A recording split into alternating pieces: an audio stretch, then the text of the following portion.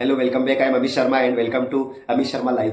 दोस्तों, आज जो मैं शीर्षक लेके आया हूँ बहुत ही ज़्यादा गंभीर है और हमारे हमारे देश को दोस्तों 1765 से लेकर 1900 के बीच में हमारे देश से 64.82 ट्रिलियन डॉलर, इतना बड़ा अमाउंट हमारे देश से लूटा गया। किसके द्वारा? ग्रेट ब्रिटेन के द्वारा। मतलब ग्रेट ब्रिटेन तो उसको कहा जाता है, उन्होंने अपना नाम दिया है ब्रिटेन के द्वारा। ठीक है, जो कॉलोनिज्म किया था ब्रिटेन ने भारत को, ठीक है, लगभग लगभग 200 वर्षों तक जो उसने गुलाम बना के रखा, उसमें मैं आपको सिर्फ ये 135 वर्षों के आंकड़े बता रहा हूं। 64.82 ट्रिलियन डॉलर, ठीक है, बहुत बड़ा अमाउंट होता है दोस्तों, बहुत बड़ा। ठीक है, ये इतना बड़ा अमाउंट होता है कि पूरे लंदन में इसको कम से कम 4 बार बिछा सकते हैं हम नोटों को। ठीक है, इतना बड़ा अमाउंट होता है। ठीक है, तो अब देखो हमारे देश की जो आज स्थिति है, ठीक है, हमारे देश की जो आप इकोनॉमी देख रहे हैं, हमारे देश की जीडीपी देख रहे हैं जिस प्रकार से बढ़ रही है, तो आप सोचो एक देश को 200 सालों तक गुलाम बना के रखा। और मैं आपको बताऊंगा आगे क्या क्या किया। ठीक है, अगर आपको मेरा चैनल अच्छा लगे तो कृपया लाइक शेयर सब्सक्राइब अवश्य करें। ठीक है, please like to Amit Sharma live, share subscribe to Amit Sharma live. तो दोस्तों क्या किया ना, अब मैं आपको एक एक चीज सिलसिलेवार बताऊंगा। ठीक है, देखो सबसे पहले मैं आपको बता दूं कि जो ऑक्सफैम इंटरनेशनल, ठीक है, ऑक्सफैम इंटरनेशनल ने रिपोर्ट जारी करी है, एक एनजीओ है ब्रिटेन का, उसने रिपोर्ट जारी करी है, ऑक्सफैम इंटरनेशनल है। ठीक है, उसका टाइटल रखा है टेकर्स नोट मेकर्स, यानी जिनके पास अभी ये लिया गया है, जिनके पास ये अभी ये सब कुछ है। टाइटल का अर्थ नहीं बता रहा हूँ, एक सामान्य अर्थ बता रहा हूँ, वो इन्होंने बनाया नहीं है। ठीक है, उस संदर्भ में ये बात बताई गई है। ठीक है, अब मैं आपको एक चीज बताता हूँ कि हमारे जो भारत के अंदर जो अभी आप देख लो कि जो पूरा पूरा वर्ल्ड है, पूरा ग्लोबल है, उसमें जो साउथ पार्ट और जो नदर्न पार्ट, जो नॉर्दर्न पार्ट है, उसमें आपको बहुत डिफरेंसेस देखने पड़ेंगे। साउथ पार्ट में ऐसा नहीं, भारत के सब कॉन्टिनेंट भी आ गए, जो कि अभी मॉडर्न डेज में बांग्लादेश और पाकिस्तान है। पहले नहीं था, पहले अखंड भारत था। ठीक है, उसमें अपना ये नेपाल आ गया, अपने म्यांमार आ गया, अपना ये क्या बोलते हैं जो अफ्रीका के देश आ गए। ठीक है, ये सारे क्या थे कि ये सारे यूरोप और ब्रिटेन के कॉलोनिज्म थे। ठीक है, सारी कॉलोनीज थी सारी ये। ठीक है, उन्होंने क्या करा कि हमें हमसे स्लेवरी करवाई, हमसे ठीक है, हमको गुलाम बना के रखा। ठीक है, और बहुत ज्यादा हम पे अत्याचार किया, बहुत ज्यादा। ठीक है, मैं आपको कुछ आंकड़े बताता हूं। तो मैं आपको कह रहा था कि जो ग्लोबल जो सदर्न पार्ट है, जो साउथ का जो पार्ट है, ठीक है, उसकी जो इनकम है वो 87% कम है। किससे? नदर्न पार्ट से। जो नॉर्थ में जो लोगों के वेजेस, जो लोगों की इनकम है, उससे 87% कम है। क्यों कम है? क्योंकि ये हमको जो नदर्न पार्ट है, इसको यूरोप ने और ब्रिटेन ने, हमको क्या है कि हमको तो स्पेशली ब्रिटेन ने भारत को जो गुलाम बना के रखा 200 वर्षों तक, और बहुत ज्यादा हम पे अत्याचार किए, बहुत ज्यादा। तो जो अत्याचार किया ब्रिटेन ने, उस वजह से ही हमारी ये आज स्थिति है कि हम, आप देख रहे होंगे कि हमारी ये लो मिडिल क्लास इनकम है, और हम अभी हमारी इकोनॉमी को मजबूत करने के लिए बहुत स्ट्रगल कर रहे हैं। ठीक है मित्रों, अब मैं आपको एक चीज बताता हूं। मैंने आपको बताया था कि हमारी जो साउथ की जो इनकम है, हमारे जो साउथ जो कंट्रीज, उनकी इनकम 87% कम है नॉर्थ कंपेरिजन में। नॉर्थ में कौन आते हैं? जैसे अमेरिका आ गया, अपना ये क्या नॉर्थ अमेरिका, ये अपना जैसे यूरोप की कंट्री आ गई सारी, ये सारी नॉर्थ की देश आ गए। ठीक है, अब मैं एक चीज बताता हूँ आपको।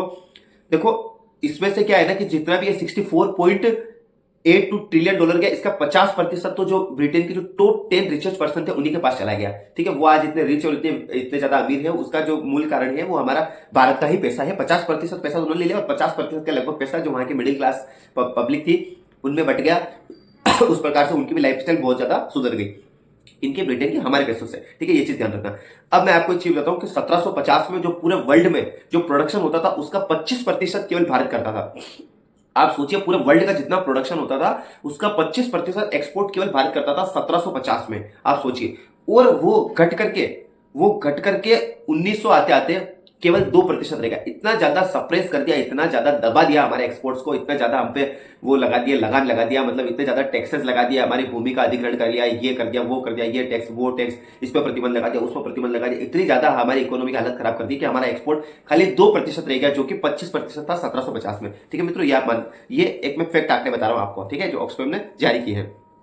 ठीक है, इसमें मैं आपको एक बात बताऊं, ईस्ट इंडिया कंपनी का आपने नाम सुना होगा। जो ईस्ट इंडिया कंपनी है, वो ईस्ट इंडिया कंपनी सिर्फ 2,60,000 उसके सोल्जर्स, कितने? 2,60,000 सोल्जर्स केवल भारत में इस चीज के लिए रखे थे कि वो हम पे कंट्रोल कर सके, हमारी भूमि को छीन सके, हम पे दुनिया भर के टैक्सेस लगा सके, हम पे अत्याचार कर सके, ताकि हम आजादी नहीं मांग सके, ताकि हम स्वतंत्रता नहीं मांग सके, ताकि हम अपनी लाइन से हट ना सके। ठीक है, अपनी लीग से हट करके हम स्वतंत्रता की लड़ाई न लड़ सके। इसको दबाने के लिए, हमारे बिजनेसेस को रोकने के लिए, हम पे टैक्सेस और लगाने के लिए, भूमि अधिग्रहण करने के लिए, हमसे भूमि छीनने के लिए 2,60,000, ठीक है दोस्तों, सैनिक लगाए ईस्ट इंडिया कंपनी ने। यह मैं आपको एक फैक्ट आके बता रहा हूं। ठीक है दोस्तों, जो लोग कहते थे कि हाँ इसको कहने की बात है, भारत से इतना लूट लिया होते, ये सब उनकी आंखें खोलने का समय है। ये सारी रिपोर्ट उन सबकी आंखें खोल देगी। ठीक है मित्रों, ये मैं आपको बता रहा हूं। देखो दोस्तों, हमारा देश विश्वगुरु था, विश्वगुरु है और विश्वगुरु रहेगा, ये मैं आपको बता रहा हूं। और दोस्तों, हमारे देश में भले कितनी भी कमियां हो, हमारा देश कितना भी स्ट्रगल कर रहा हो, मैं आज आपको बता रहा हूं, आज आप पूरे जो ग्लोबल जो साउथ के जो पार्ट है